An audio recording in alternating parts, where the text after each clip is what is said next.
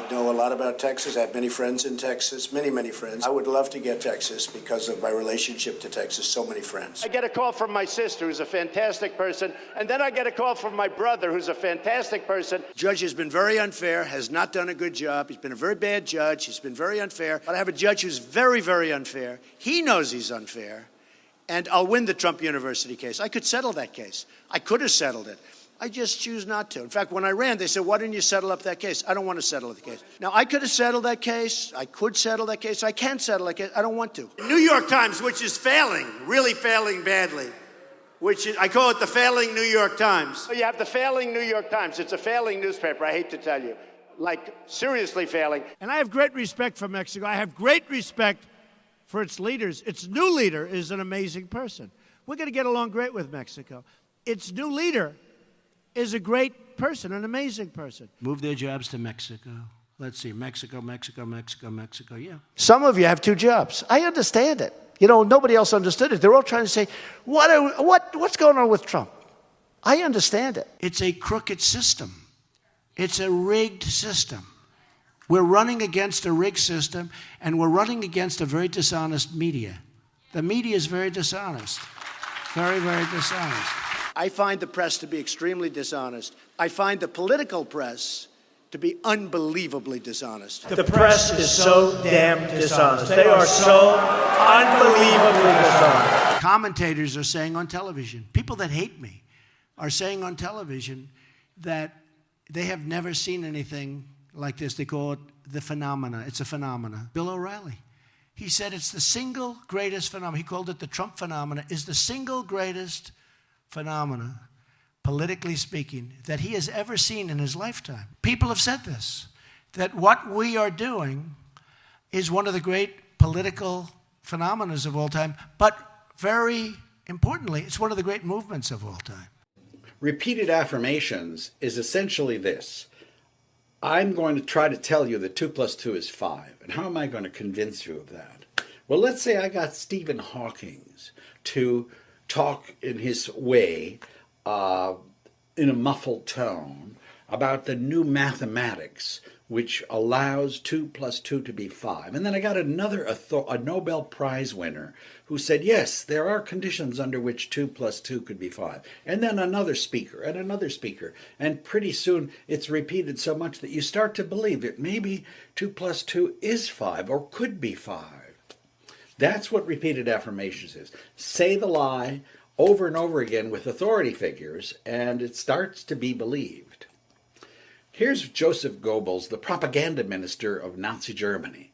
Propaganda must therefore always be essential and repetitious. It must confine itself to a few points and repeat them over and over.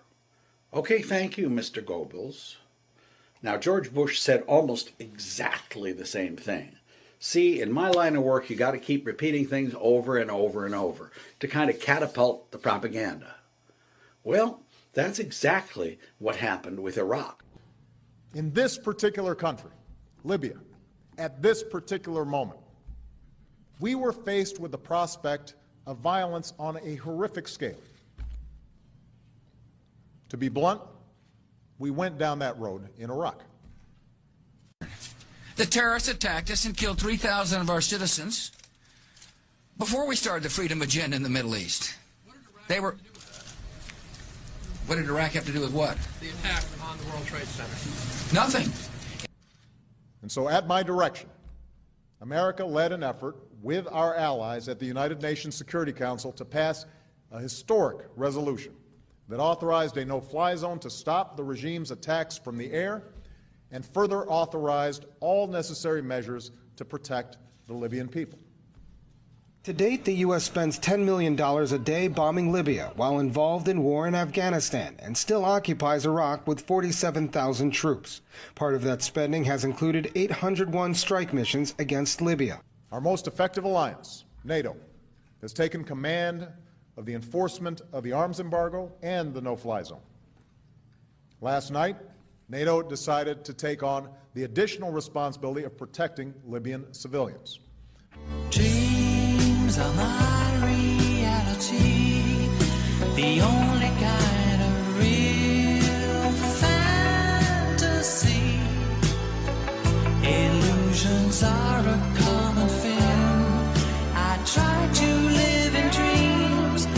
it seems as if it's meant to be. Dreams are my reality, a different kind of reality. I dream of loving in the night, and loving seems alright, although it's only fantasy.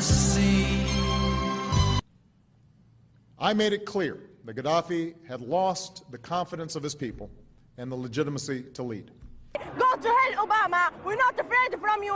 We're not afraid. We are with Muammar Gaddafi. This is the Libyan people, not you.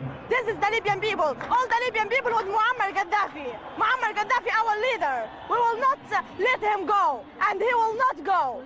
There's no revolution after Muammar Gaddafi revolution. There's no revolution. The only revolution that's in the Muammar Gaddafi revolution. Go to hell, Sarkozy, and Obama. Keep bombing, keep losing your money. We're not afraid. We are with Muammar Gaddafi. We are with Muammar Gaddafi. You should understand this word. We are with Muammar Gaddafi. All the Libyan people with Muammar Gaddafi. You are nothing, Obama. You are nothing. And the NATO, where is the safety that the NATO talk about? Where's the democracy of your country? Leave us, leave alone. Leave us, let us live in peace. Let us live in peace. We won't live in peace. And peace with Muammar Gaddafi. Muammar Gaddafi give us the safety. Give me the freedom. Give me the freedom. Give the Libyan people the freedom. I've made it clear that I will never hesitate to use our military swiftly, decisively, and unilaterally when necessary to defend our people, our homeland, our allies, and our core interests. I'll tell you exactly what is really going on in Libya. I will tell you what the mainstream media will not tell you. There are 3 reasons why Gaddafi has to die. And among those 3 reasons, none of them have to do with him killing his own people. Number 1, Gaddafi is the one who gave the opportunity for an African satellite for communication. It is in 1992 that 45 countries in Africa decided that they want to have their own satellite. This will cover internet, telephone communication, and all other communications. But the problem was how to find the money for this project. Where did they get the money from? They decided to go to the IMF. But the IMF knew that sponsoring this will be more dangerous for Western countries.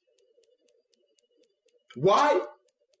Because Western countries were making $500 million per year for all telecommunication in Africa, even inside Africa.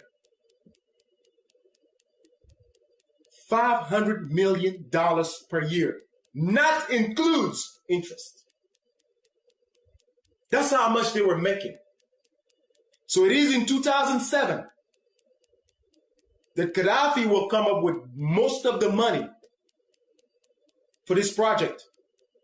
Africa will now have his first communication satellite, which will give the opportunity to countries like South Africa, Nigeria, Algeria, Angola, Libya, and other countries to now have their own telecommunication satellites. They will now provide communication to their own people. It will only cost African countries $400 million, only a one payment of $400 million to make this happen. Now you imagine how much money does Europe lost because of this? $500 million per year that Gaddafi made them lose by sponsoring this satellite. Just Gaddafi himself comes up with $300 million. And other countries can impeach him. So this is reason number one why they need Gaddafi dead.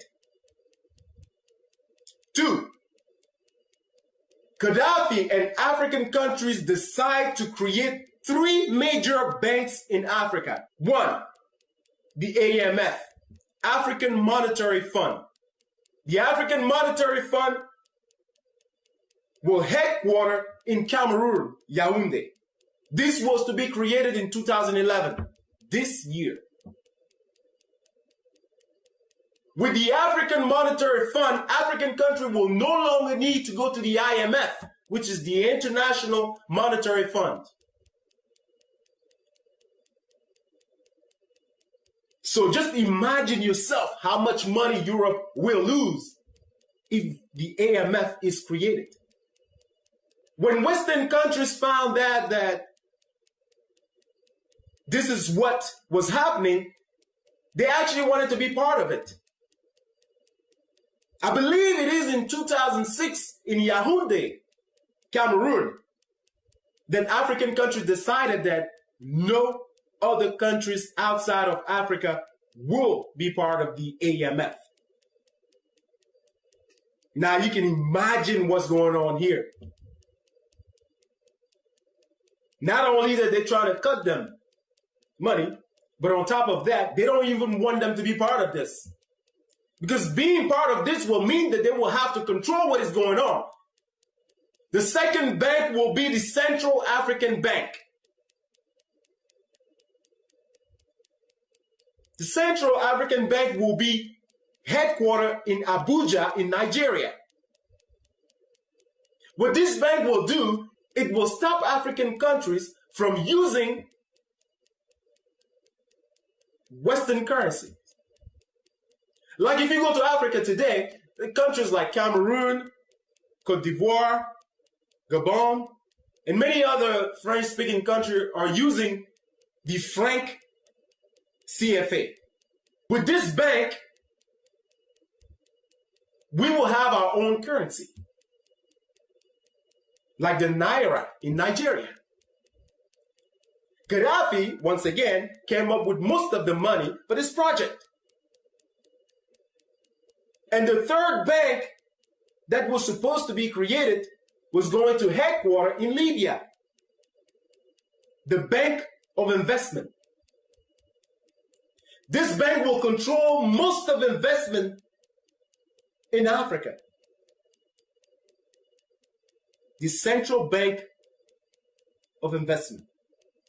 Now you imagine yourself what's going on here. Gaddafi is trying to break Western economy by doing this. But that's not his intention. His intention is to free Africa from his trap. African people want to be independent. Western countries don't want that. And that's what's going on here. So the money that Obama confiscated, stole from Gaddafi is the money that was going to help for all those projects. He's telling you today that Gaddafi is trying to kill his own people with that money. No, Mr. President, you know that that's not true. He probably doesn't even know because he has no experience.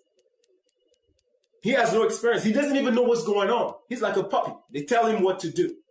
Oh, well, let me inform you, Mr. President, that money was going to sponsor all those projects.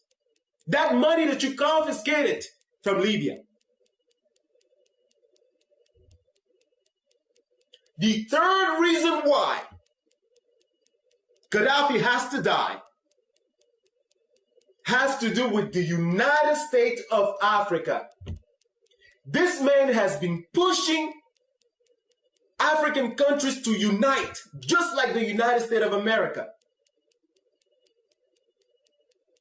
The very first thing that European countries when they were colonizing African countries did was to divide African people. When you want to break a powerful home, you have to find a way to turn that family against each other. That's the very first thing Western countries did to keep us from being powerful. The second thing they did was to stop education.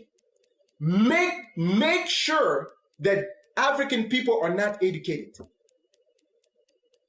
Education is the key to success. By us being educated and educating our own people, we are stopping major problems in Africa. And the third thing they did was to place dictators in power in Africa who will give them everything they want. And every time that the population will stand up, these dictators will have the support of European countries to kill those protesters. They were all surprised with what happened in Tunisia, in Egypt, and they took the opportunity to then create a problem in Libya.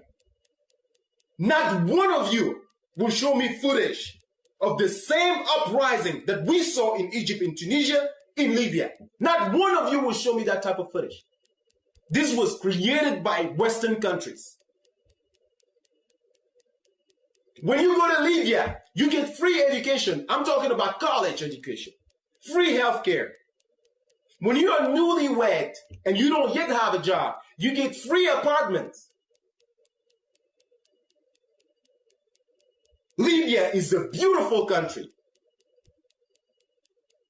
And today they're telling us that Gaddafi is killing his own people. But yet he's the same one who is giving them everything. Free education, free healthcare, feeding his own people, and killing them again. Does that make sense to you? Let me tell you what the countries that are bombing Libya today have in common. They are broke. Oh yes, they are broke. Just the United States alone is borrowing money from China. Europe is going down with the euro. Every one of those countries in NATO are broke. And Gaddafi is making it worse by giving African people independence. And that's why you see Hillary Clinton going to Africa and telling African people to reject Gaddafi. Don't deal with Gaddafi. In fact, they've requested that the rebels open an embassy in Washington, D.C., making an illegal movement legal. That's what the Obama administration is doing. Hillary Clinton is also asking African people not to deal with China. Tell me, let me just ask this, man. What can China do to African countries that Western countries haven't done yet? I like to know myself. How worse can it be? Far as I'm concerned, China is not the one going around bombing other countries. I can't remember the last war China has been in. China is not the one killing African people today with drones. China is not the one fighting in Iraq or Afghanistan in the name of democracy. China is making money. Why not deal with China? What have you done to African people that is good? What have you given African people that is good? When you are going somewhere in Africa, in different African countries, and asking African people not to deal with China, what are we receiving in exchange of that? Other than bombs, drones, and everything else. What are we receiving? China is the #1 investors in Africa. The African satellite that I'm talking about today was put together by Chinese and Russians. We African people will survive. We've survived your drones and your bombing, your insult, and everything else, your humiliations. We've survived that. China is not going to do anything to us that you haven't done yet. So, Mr. President, let me tell you this. If you're not ashamed, I'm ashamed for you. I'm embarrassed for you. The first African-American president. And this is what you're doing to your own country, to the world, to the people of your race. You are the nightmare of Martin Luther King.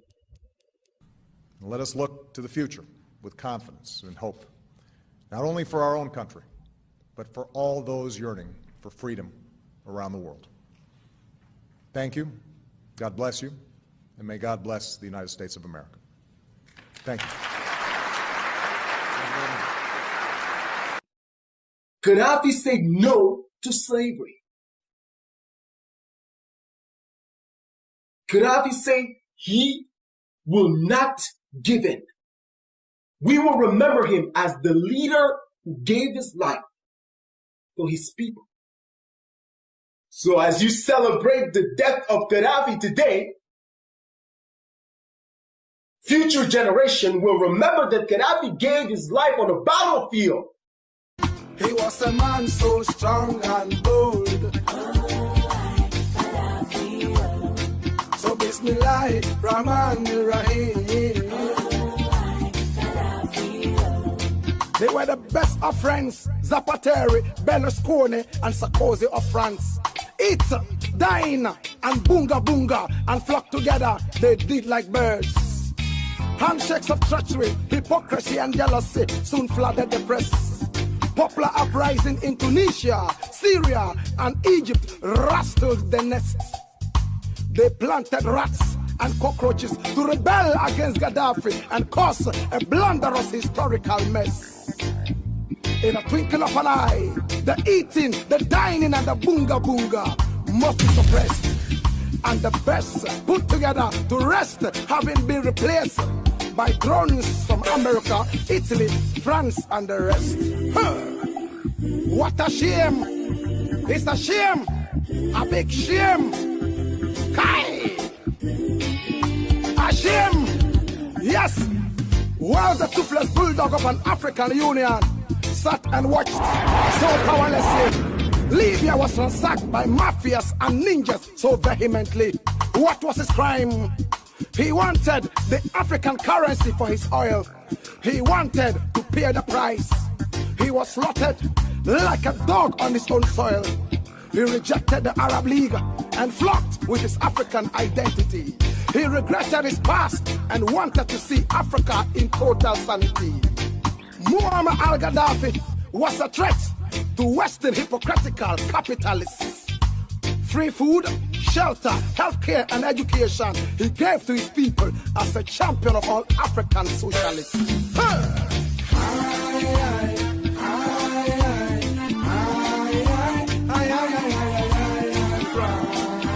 I cry. Gaddafi is gone. Oh no.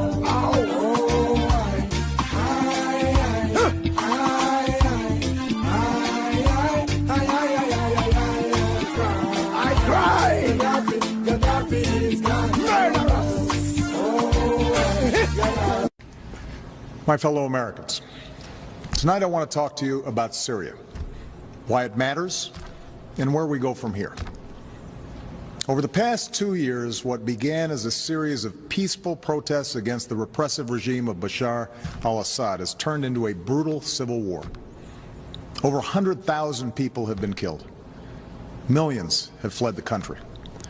In that time, America has worked with allies to provide humanitarian support, to help the moderate opposition, and to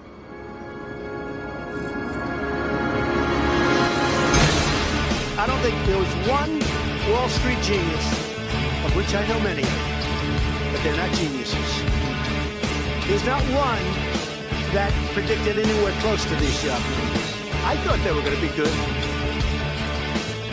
I know more about the other side than almost anybody. I know more about steelworkers than anybody that's ever run for office. I know more about contributions than anybody. I know more about politicians than anybody. I know more about courts than any human being on earth. I know more about renewables than any human being on earth. I understand money better than anybody. I understand it better than anybody. I know more about drones than anybody. I know about every safety that you can have. Having a drone fly overhead, and I think nobody knows much more about technology, this type of technology, certainly, than I do. Let me explain how the world works, okay? I think nobody knows more about taxes than I do. Nobody knows more about trade than me. I think nobody knows more about campaign finance than I do. Nobody understands it. Nobody knows the system better than me. Nobody knows the system. Nobody knows the system. Nobody knows it better than me. Nobody knows it better. Nobody knows what it means. I know what it means. Nobody even understands why. I think I understand why, but I won't say it.